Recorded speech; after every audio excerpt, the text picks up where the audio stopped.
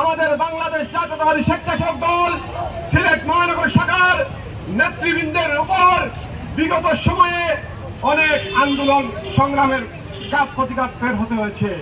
আমরা মামলা হামলার শিকার হয়েছি, পরিবার নির্যাতনের শিকার হয়েছে, আমাদের পরিবারের সদস্যরাও আমাদের কারণে জেল কেটে হয়েছে। আপনাদের উদ্দেশ্যে একটা কথা বলতে চাই, এই আন্দোলন করতে গিয়ে আপনারা যারা পুলিশের গুলিতে যুবলীগের সন্ত্রাসীরা ছাত্রলীগের সন্ত্রাসীরা দ্বারা আহত হয়েছেন, আপনাদের কাছে একটি মেসেজ পৌঁছে দিতে চাই, আমরা মামলার প্রক্রিয়া দিয়ে শুরু করেছি। আপনারা যারা আপনাদের শরীরে যদি একটি বুলেট একটি স্পিন্ডার যদি রেডি থাকে, আপনারা কাগজপত্র ডকুমেন্ট রেডি করুন, আমরা মামলার ব্যবস্থা নেব। আগামীকাল থেকে মামলার প্রক্রিয়া শুরু হয়েছে।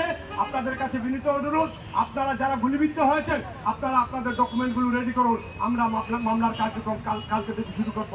আরেকটি কথা বলতে চাই, আমরা যারা মামলা হামলার শিকার হয়েছি, মহানগর স্বেচ্ছাসেবক দল বিগত সময়ে বলেছে আপনাদেরকে যথাযথ মূল্যায়ন করা হবে। আমরা কোন অনুপ্রবেশকারীকে এই স্বেচ্ছাসেবক দলের সংগঠনে জায়গা দেব না।